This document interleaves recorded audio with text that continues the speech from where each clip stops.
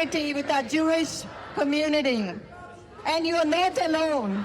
As Christians, we love you and embrace you. We are sorry that you have felt isolated and abandoned. Anti-Semitism is evil. We know where it leads. It is playing with fire of history repeating itself. Hate is an attack on Australian values and is un-Australian. It must be called out and it must be banished. We all want to see a peaceful and just settlement in the Holy Land. Racist troops will do nothing to bring about that. Only a return of the values that unite us will lead the way to the day when all the people of the Holy Land can live peacefully together. We pray that such a day might come. After the Nazi defeat, the world vowed never again. As Australians, in this time, we must vow never again. Well, that was addressing the Never Again Is Now Australians United Against Anti-Semitism rally in Adelaide last Sunday. Now, you might have heard the sound of protesters yelling in the background. Throughout her whole 6-minute address, Deepa had to endure pro-Hamas protesters chanting the genocidal "From the river to the sea" slogan, a call for a second Holocaust of the Jews. It's not clear whether the protesters know the meaning of what they are saying. Are they just useful idiots in the hands of terrorists? Whichever way, it's hard to believe our nation has come to this. The radical left and too many in our Muslim community are hell-bent on supporting the destruction of Israel, the killing of Jews, and are turning a blind eye to the rapes, torture, murder and kidnappings of October 7.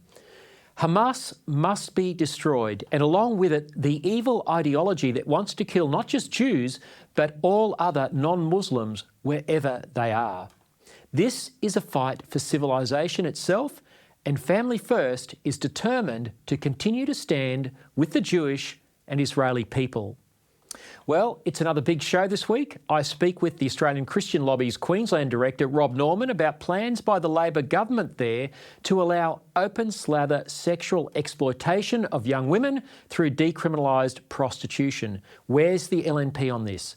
Kirralie Smith joins me to unpack bombshell leaks from the World Professional Association for Transgender Health. This is the body that provides guidance to Australian child health clinics. WPATH's advocacy of surgery and chemical castration of children will shock you. This is truly a scandal. Just as big a scandal is the silence of Australia's media and politicians. Now, with the cost of living biting, largely driven by Australia's insane electricity policies, I'll look at what the Coalition's pivot to nuclear could mean for your power bills. All that and more, don't touch that dial.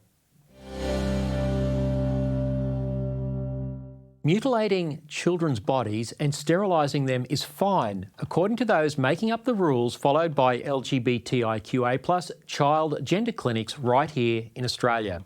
World Professional Association for Transgender Health documents, sensationally leaked this week to the New York Post, reveal that the organisation is, quote, controlled by gender ideologues who push aside concerns about whether children and adolescents can consent to medical treatments that WPATH members privately acknowledge often have devastating and permanent side effects, end quote.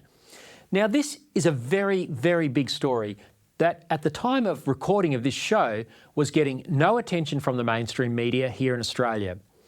Conversations from a WPATH internal messaging board and a video of an identity evolution workshop panel show WPATH members discussing permitting, quote, vaginoplasty, a surgery that removes the penis, testicles and scrotum and repositions tissue to create a non-functioning pseudo-vagina on a 14-year-old boy so he could present as a girl.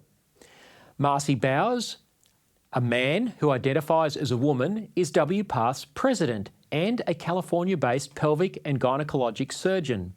Now, Bowers says any age limit for gender treatment is arbitrary, and 2022 WPATH guidelines dropped a chapter on ethics, of course they did, and abolished age limits for starting children on hormones and performing surgery. Now, in the leaked WPATH internal discussion forum, Bowers described the best time for a child to have irreversible gender reassignment surgery. And I quote, "Sometime before the end of high school does make some sense in that they are under the watch of parents in the home they grow up in," Marcy Bowers wrote. Now, Christine McGinn is another WPATH member who is also a man identifying as a woman and a Pennsylvania plastic surgeon. He agreed with Bowers. The New York Post reported that McGinn has performed about 20 vaginoplasties in patients under 18 and thinks the, quote, "ideal time in the US is surgery the summer before the last year of high school." The summer before the last year of high school. "I've heard many other surgeons echo this," Christine McGinn said in the WPATH leaked documents. Now, these documents show surgeons make pseudo-vaginas for boys by harvesting part of their intestine, but admit the surgery can lead to problematic surgical outcomes because the tissue is too immature. This is shocking stuff. According to the New York Post, Bowers has performed 2,000 vaginoplasties with his highest profile patient, 17-year-old Jazz Jennings, the transgender star of the reality TV show I Am Jazz. The New York Post reported, quote, "At other stages, members talk frankly about the complications for the transition surgery for girls, a phalloplasty in which a non-functioning pseudo-penis is fashioned from either the forearm or thigh tissue.